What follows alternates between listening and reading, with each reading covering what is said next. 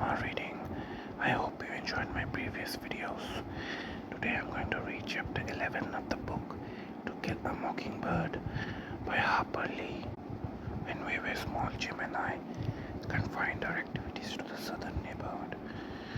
But when I was well into the second grade at school and the tormenting poor Radley became passé, the business section of Macomb drew us frequently up the street past the real property of Mrs. Henry Lafayette DuBose. It was impossible to go to town without passing her house unless we wished to walk a mile out of the way. Previous minor encounters with her left me with no desire for more, but Jim said I had to grow up sometime. Mrs. DuBose lived alone except for an African American girl in constant attendance 2 doors up the street from us in a house with steep front steps and a dog trot hall. She was very old. She spent most of each day in bed and the rest of it in a wheelchair. It was rumored that she kept a CSA pistol concealed among her numerous shawls and wraps. Jim and I hated her. If she was on the porch when we passed, we would be raked by her wrathful gaze, subjected to ruthless interrogation regarding our behavior, and given a melancholy prediction on what we would amount to when we grew up, which was always nothing. We had long ago given up the idea of walking past her house on the opposite side of the street. That only made her raise her voice and let the whole neighborhood in on it. We could do nothing to please her. If I said as sunnily as I could, "Hey, Mrs. DuBose," I would receive for an answer, "Don't you say hey to me, you ugly girl." You say good afternoon, Mrs. DuBose. She was vicious. Once she heard Jim refer to her father as Atticus, and her reaction was apoplectic. Besides being the sassiest, most disrespectful mutts who ever passed her way, we were told that it was quite a pity our father had not remarried after our mother's death. A lovelier lady than her mother never left, she said, as it was heartbreaking the way Atticus Finch let her children run wild. I did not remember our mother, but Jim did. He would tell me about her sometimes, and he went livid when Mrs. DuBose shot us this message. Jim, having survived poor Radley, a mad dog, and other terrors, had concluded that it was cowardly to stop at Miss Rachel's front steps and wait, and had decreed that we must run as far as the post office corner each evening to meet Atticus coming from work. Countless evenings, Atticus would find Jim furious at something Mrs. DuBose had said when we went by. "Easy does it, son," said Atticus would say. "She's an old lady and she's ill. You just hold your head high and be a gentleman.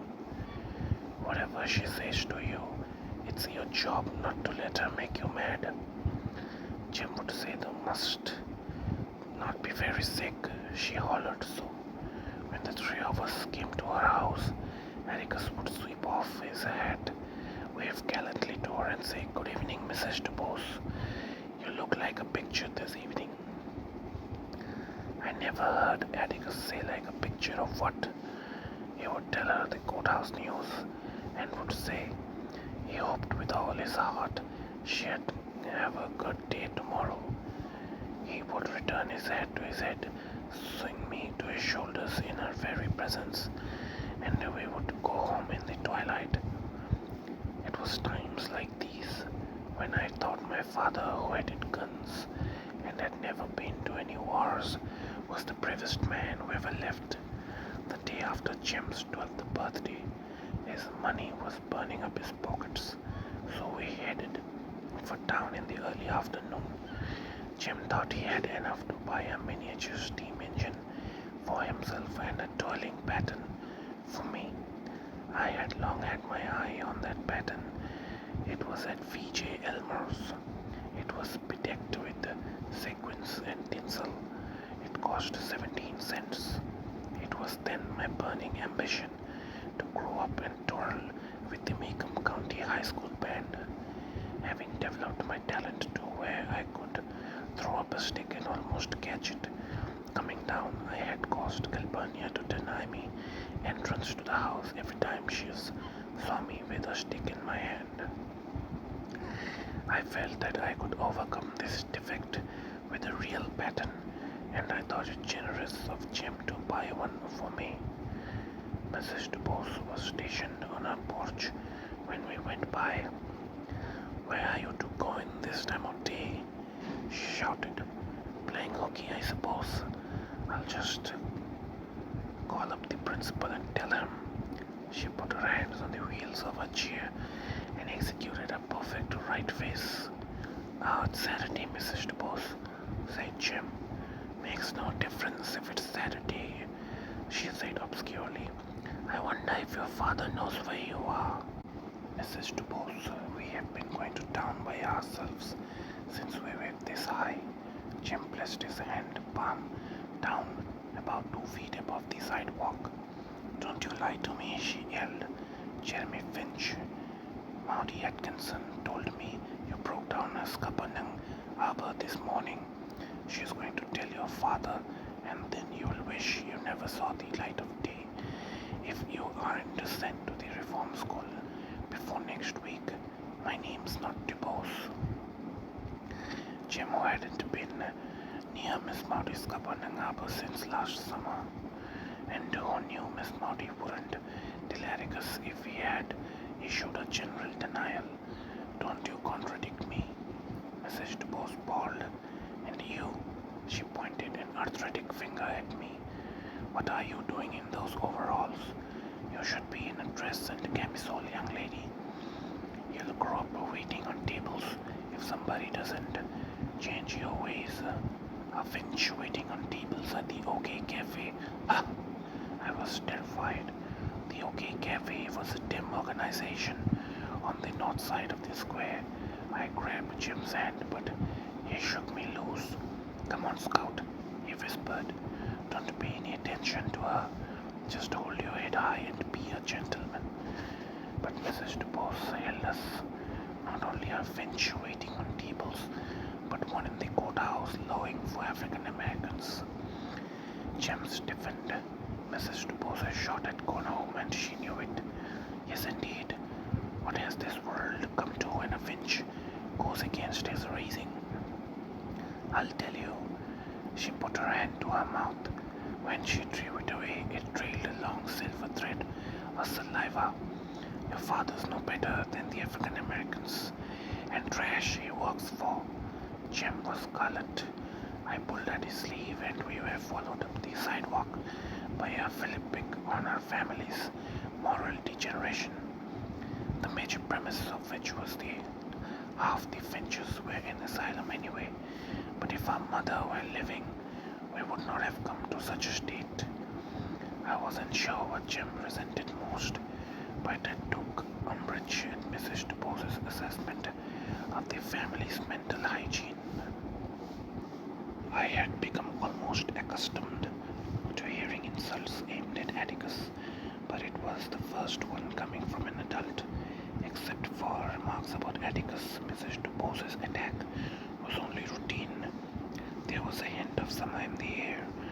In the shadows it was cool, but the sun was warm, which meant good times coming, no school until Jim bought his steam engine and we went by Elmo's. For my pet, Jim took no pleasure in his acquisition. He jammed it in his pocket and walked silently beside me toward home. On the way home, I nearly hit Mr. Linkatias, who said, "Look now, Scout." When I missed a toss, and when we approached Mrs. DuBose's house, my pattern was grimy from having picked it up out of the dirt so many times. She was not on the porch. In later years, I sometimes wondered exactly what made Jim do it, what made him break the bonds of "you must just be a gentleman's son," and the phase of self-conscious rectitude he had certainly entered. Jim had probably stood as much guff about Atticus lying for African Americans as had I, and I took it for granted that he kept his temper. He had a naturally tranquil disposition and a slow fuse. At the time, however, I thought the only explanation for what he did was that for a few minutes he simply went mad. But when Jim did was something I had to, as a matter of course, that I had not been under Atticus's interdict, which I assumed including not fighting horrible old ladies. We had just come to a gate when Jim snatched my baton and ran flailing wildly up the steps into Mrs. DuBose's front yard, forgetting everything Atticus had said, forgetting that she packed a pistol under her shawls, forgetting that if Mrs. DuBose missed, her girl Jessie probably wouldn't. He did not begin to come down until he had cut the tops of every camellia bush Mrs. DuBose owned, until the ground was littered with green buds and leaves. He bent my baton against his knee, snapped it in two, and threw it down. By that time I was shrieking. Jim yanked my hair, said he didn't care, he'd do it again if he got a chance, and if I didn't shut up, he would pull every hair out of my head. I didn't shut up and he kicked me. I lost my balance and fell on my face. Jim picked me up roughly but looked like he was sorry. There was nothing to say. We did not choose to meet Atticus coming home that evening. We skulked around the kitchen until Calpurnia threw us out. By some voodoo system, Calpurnia seemed to know all about it. She was a less than satisfactory source of palliation, but she did give Jim a hot biscuit and butter which he tore in half and shared with me. It tasted like cotton. We went to the living room.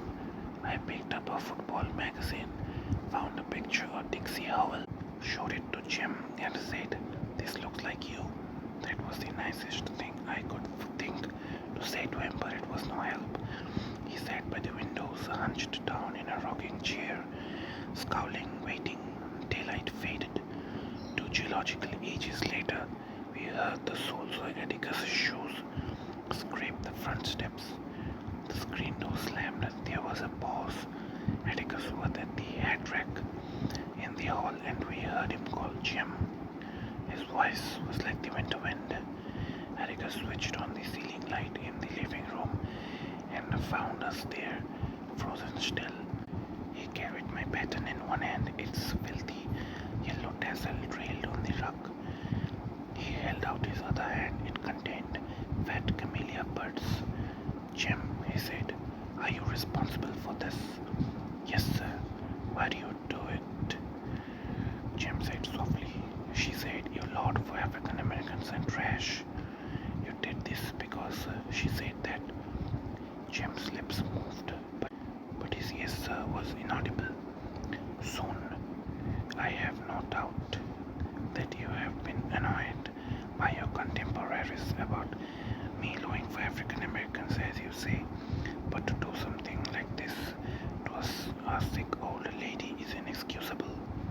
I strongly advise you to go down and have a talk with Mrs. DuBose," said Atticus. "Come straight home afterward." Jim did not move. "Go on," I said.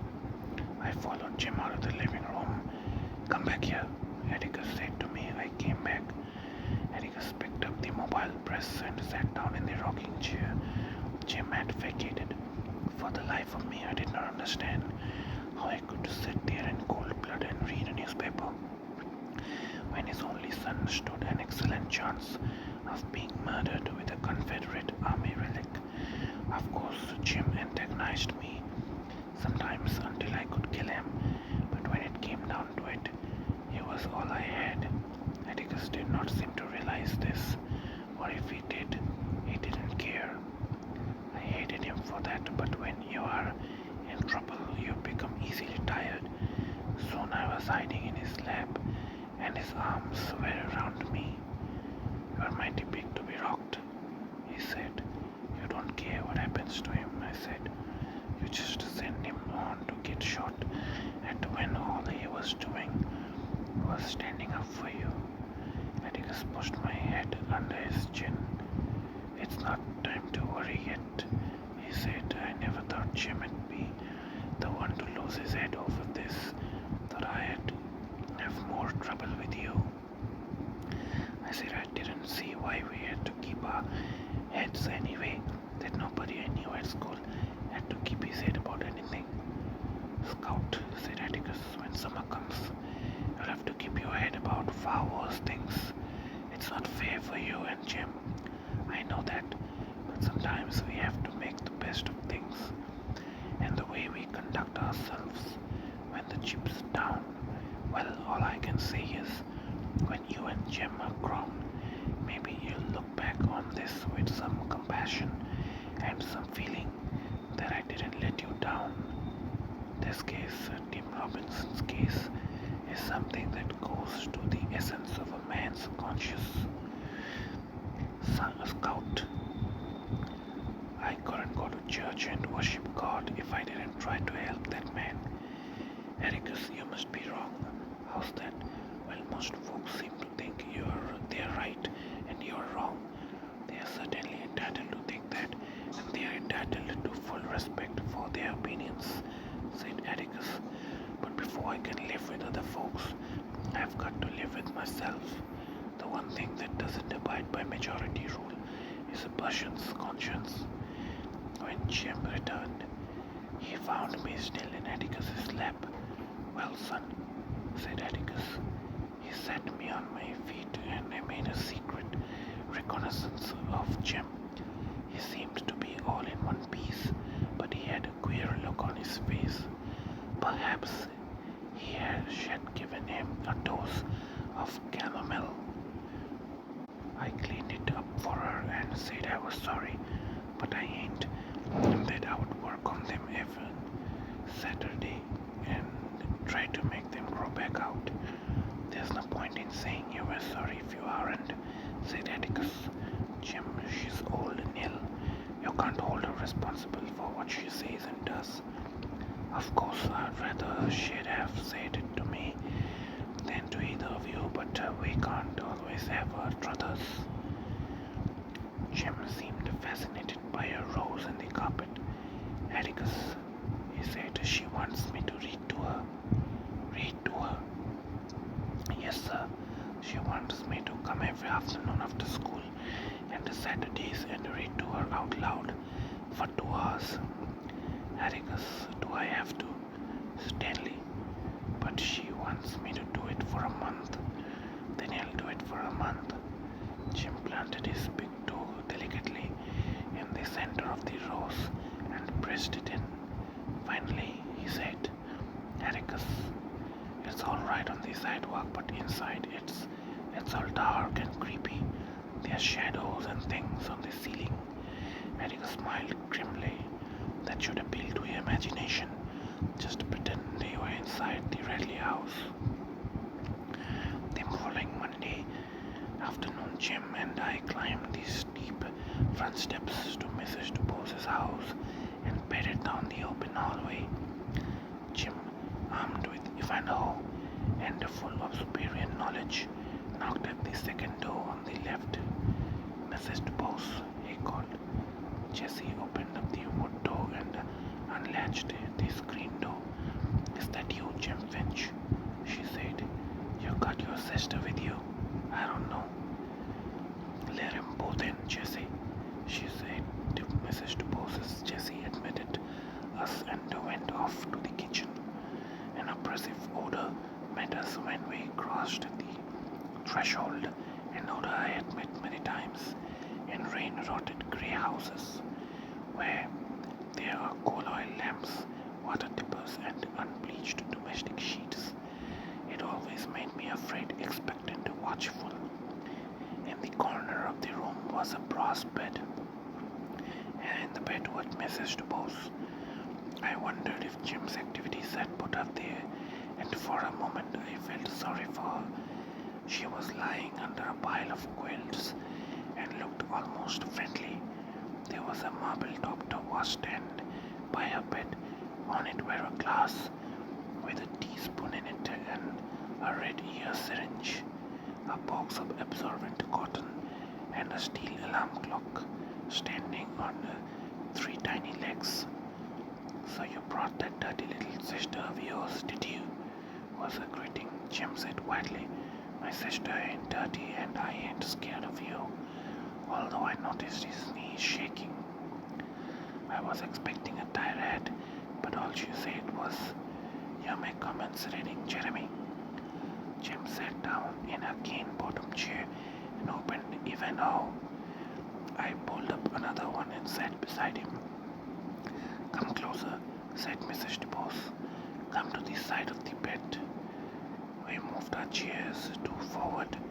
This was the nearest I had ever been to her, and the thing I wanted most to do was move my chair back again. She was horrible. Her face was the color of a dirty pillowcase, and the corners of her mouth glistened with wet which inched like a glacier down the deep grooves enclosing her chin. Old age liver spots dotted her cheeks, and her pale eyes had black pinpoint pupils. Her hands were knobby, and the cubicles were grown up over her fingernails. Her bottom plate was not in, and her upper lip protruded. From time to time she would draw her nether lip to her upper plate and carry her chin with it. This made the weight move faster. I didn't look any more than I had to. Jim reopened Ivanhoe and began reading. I tried to keep up with him, but he read too fast. When Jim came to a word he didn't know, he skipped it, but Mrs. DuBose would catch him and make him spell it out. Jim read for perhaps 20 minutes, during which time I looked at the soot-stained mantelpiece out the window, anywhere to keep from looking at her as he read along. I noticed that Mrs. DuBose's corrections grew fewer and farther between, that Jim had even left one sentence dangling in mid-air. She was not listening. I looked toward the bed. Something had happened to her. She lay on her back with the quilts up to her chin. Only her head and shoulders were visible. Her head moved slowly from side to side. From time to time she would open her mouth wide, and I could see her tongue undulate faintly. Cords of saliva would collect on her lips. She would draw them in, then open her mouth again. Her mouth seemed to have a private existence of its own. It walked separate and apart from the rest of her, out and in like a clam hole at low tide. Occasionally it would say, like some viscous substance coming to a boil. I pulled Jim's sleeve. He looked at me, then at the bed. Her head made its regular sweep toward us, and Jim said, "Mrs. DuBose, are you all right?" She did not hear him. The alarm clock went off and scared her stiff. A minute later, nerves still tingling, Jim and I were on the sidewalk headed for home. We did not run away. Jessie sent us. Before the clock wound down, she was in the room pushing Jim and me out of it. "Shoo," she yelled. "You all go home." Jim hesitated at the door. "It's time for her medicine," Jessie said. As the door swung shut behind us, I saw Jessie walking quickly toward Mrs. DuBose's bed. It was only 3:45 when we got home, so Jim and I drop-kicked in the backyard until it was time to meet Atticus. Atticus had 2 yellow pencils for me and a football magazine for Jim, which I suppose was a silent reward for our first day's session with Mrs. DuBose. Jim told him what happened. "Did she frighten you?" said Atticus. "No, sir," Jim said. But she is so nasty. She had fits or something. She spits a lot. She can't help that. When people are sick, they don't look nice sometimes." "She scared me," I said.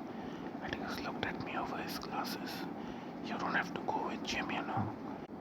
"Then next afternoon at Mrs. DuBose's was the same as the first, and so was the next until gradually a pattern emerged. Everything would begin normally, that is, Mrs. DuBose would hound Jim for a while on her favorite subjects, her camellias and her father's African American loving propensities. She would grow increasingly silent, then go away from us. The alarm clock would ring, Jessie would shoo us out, and the rest of the day was ours. Atticus, I said one evening, what's exactly African American lover? Atticus's face was grave. Has somebody been calling you that? No, sir, Mrs. DuBose calls you that. She warms up every afternoon calling you that. Francis called me that last Christmas. That's where I first heard it. Is that the reason you jumped on him? Asked Atticus. Yes, sir. Then why are you asking me what it means? I tried to explain to Atticus that it wasn't so much what Francis said that had infuriated me as the way he had said it. It was like he had said snot nose or something. Scout, said Atticus. African American lover is just one of those terms that don't mean anything, like snot nose. It's hard to explain. Ignorant, trashy people use it when they think somebody's favoring African Americans over and above themselves. It's slipped into usage with some people like ourselves when they want a common ugly term to label somebody. You aren't really African American lover then, are you? I certainly am. I do my best to love everybody. I am hard put sometimes, baby. It's never an insult to be called what somebody thinks is a bad name. It just shows you how poor that person is. It doesn't hurt you. So don't let Mrs. DuBose get you down. She has enough trouble of her own. One afternoon, a month later, Jim was plowing his way through Sir Walter Scout, as Jim called him, and Mrs. DuBose was correcting him at every turn when there was a knock at the door. Come in, she screamed. Atticus came in. He went to the bed and took Mrs. DuBose's hand. I was coming from the office and didn't see the children, he said. I thought they might still be here. Mrs. DuBose smiled at him. For the life of me, I could not figure out how she could bring herself to speak to him when she seemed to hate him so. Do you know what time it is, Atticus? She said. Exactly 14 minutes past 5. The alarm clock set for 5:30. If I want you to know that, it suddenly came to me that each day we had been staying a little longer at Mrs. DuBose's. The alarm clock went off a few minutes later every day, and that she was well into one of her fits by the time it sounded. Today she had antagonized Jim for nearly 2 hours with no intention of having a fit, and I felt hopelessly trapped. The alarm clock was the signal for our release. If one day it did not ring, what would we do? I have a feeling that Jim's reading days are numbered, said Atticus. Only a week longer, I think, she said, just to make sure. Jim rose, but Atticus put out his hand and Jim was silent. On the way home, Jim said he had to do it just for a month, and the month was up and it wasn't fair. Just one more week, son, said Atticus. No, said Jim. Yes, said Atticus. The following week found us back at Mrs. DuBose's. The alarm clock had ceased sounding, but Mrs. DuBose would release us with, "That'll do." So late in the afternoon, Atticus would be home reading the newspaper when we returned. Although her fits had passed off, she was in every other way her old self when Sir Walter Scott became involved in lengthy descriptions of moats and castles. Mrs. DuBose would become bold and pick on us. Jeremy Finch, I told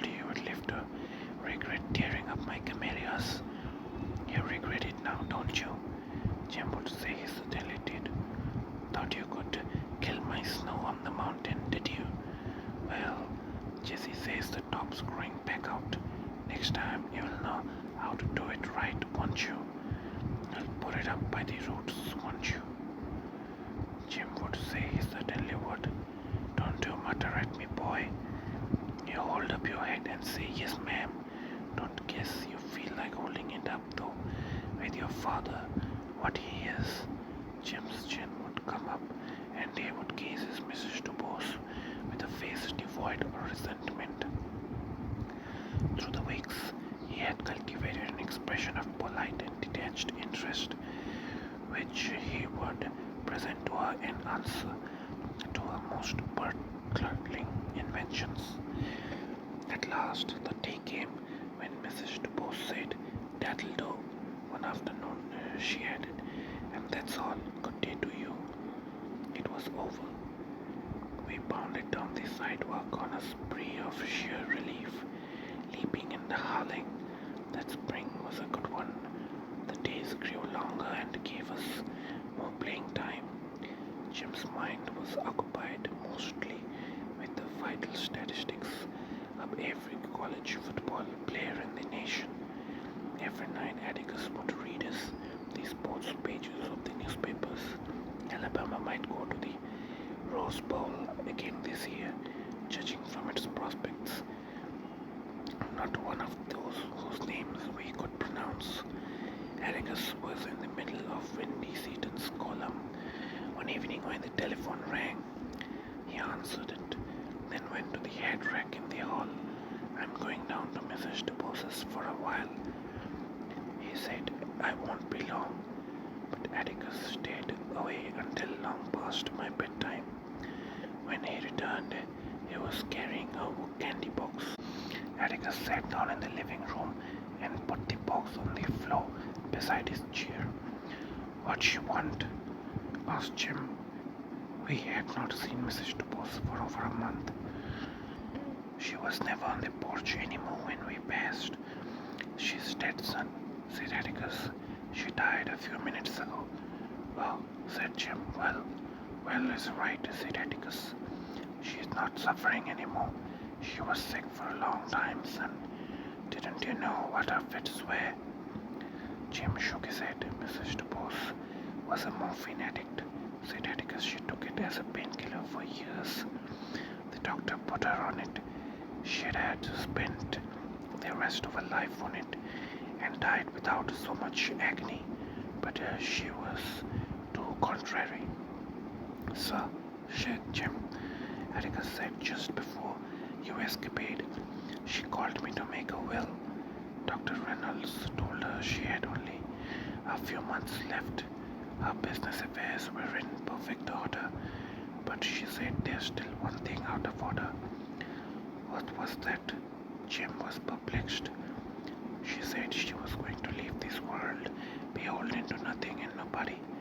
Jim, when he was sick as she was, it's all right to take anything to make it easier, but it wasn't all right for her. She said she meant to break herself orbit before she died, and that's what she did." Jim said, "You mean that's what her fits were?" "Yes, that's what they were. Most of the time you were reading to her. I doubt if she heard a word you said. Her whole mind and body were concentrated on that alarm clock.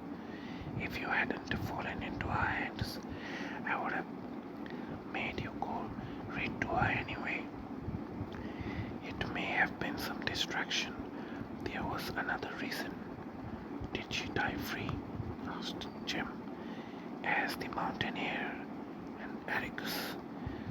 "She was conscious to the last, almost conscious," he smiled, "and cantankerous.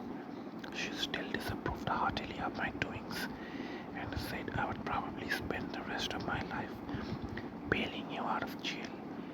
She had Jesse fix you this box." Atticus reached down and picked up the candy box. He handed it to Jim. Jim opened the box. Inside, surrounded by wads of damp cotton, was a white, waxy, perfect camellia. It was a snow on the mountain. Jim's eyes nearly popped out of his head. Old hell devil, he screamed, flinging it down. Why can't she leave me alone? In a flash, Atticus was up and standing over Jim. Jim buried his face in Atticus's shirt front. Shh, he said. I think that was a way of telling you everything's alright now, Jim. Everything's alright. You know, she was a great lady. A lady? Jim raised his head. His face was scarlet. After all those things she said about you, a lady. She was. She had her own views about things. A lot different from mine, maybe. Son, I told you that if you hadn't lost your head, I'd have made you go read to her. I wanted you to see something about her. I wanted you to see what real courage is, instead of getting the idea that courage is a man with a gun in his hand.